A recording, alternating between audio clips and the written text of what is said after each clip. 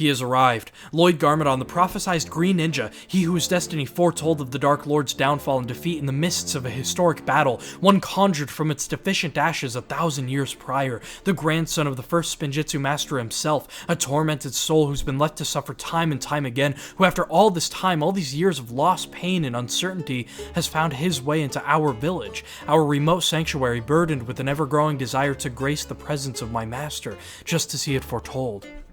The Wishmaster will be most pleased to make your acquaintance, young Garmadon, Yenna responded, answering the eager traveler's question in a way that sent chills down his spine. Prompted not by her ominous and unnerving tones, rather her knowledge and sheer certainty of Lloyd's identity without a proper exchange of a formal greeting. As Lloyd attempted to form a concise response for the angelic-like hostess, her beauty continued to leave him in a state of absolute captivation. Yet what caught the attention of his emerald green eyes more than anything else was a lingering sense of familiarity, one that through specific features and attributes possessed by Yenna reminded him of a troubled princess, one his heart unwillingly still belonged to. With his haunted past clouding him from formulating even a single word, Clancy decided the time had come for his own attempt at an introduction. "Greetings!" he exclaimed, snapping Lloyd out of his dreamlike state and drawing Yenna's immaculate gaze to only him. "My name is Clancy, and this is my trusty old peg-leg Peggy. It's an honor to meet you, my lady," he continued. Lloyd became quickly confused and taken aback. Despite only knowing Clancy for the duration of their journey, he was able to get a clear understanding of Clancy's personality and character traits,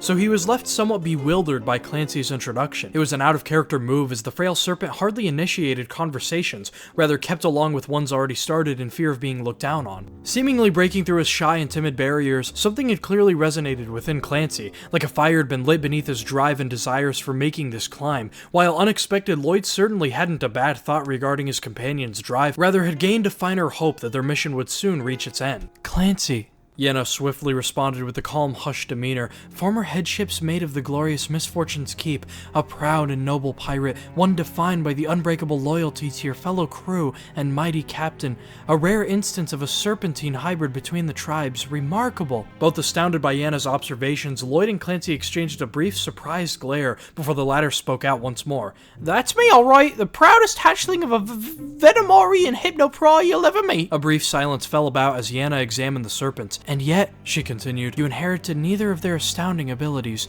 A true shame. However, you are now in the graces of the Wishmaster's domain, a divine, magical, prosperous place where your deepest desires can be molded into a reality. What is it you seek atop our beloved mountain, Clancy? What desires do you hold closest to your heart?" Uncertain and overwhelmed, Clancy hadn't the slightest idea on how to respond to the hostess' life-altering queries, and opted to signal over to Lloyd in hopes of allowing him to take control of the situation. "We've traveled a far distance," the young ninja quietly responded. "Between the thousands of meters ascended on this mountain and the unforgiving chills outside, I think my companion and I need a few hours to gather our thoughts and rest. We'd like to be at our best and brightest when meeting the Wishmaster, especially after coming all this way. Is there anywhere in your village we can rest up, even if only briefly?" Clancy simply shook his head alongside Lloyd's words as the pair eagerly awaited Yenna's response. Yet her words were not ones that installed the two with complete comfort. "Why, of course," she answered. "We have accommodation waiting for you, young Garmadon." Lloyd's stomach nodded before dropping entirely. You knew we were coming?"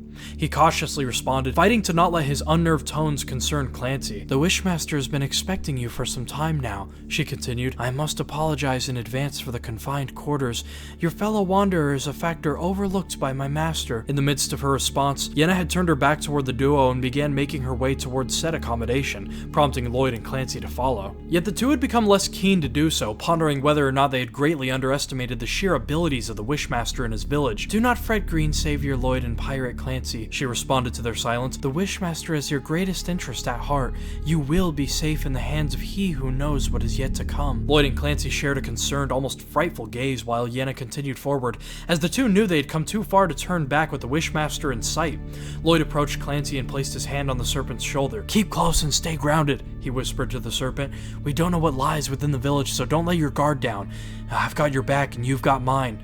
We're close, Clancy. We just have to go a little further." Comforted and reassured by Lloyd's words, Clancy nodded his head and responded with a quiet yet enthusiastic "Right!" as the two made their way and trailed Yenna. Following a short yet silent walk only filled with the ringing bells and chimes, Yenna welcomed the pair to their quarters, which despite her previous warnings was certainly capable of housing well over 2 occupants. "Rest for the night," Yenna stated, "and I will inform the Wishmaster of your arrival. Feel free to make acquaintance with the occupants of the village come sunrise.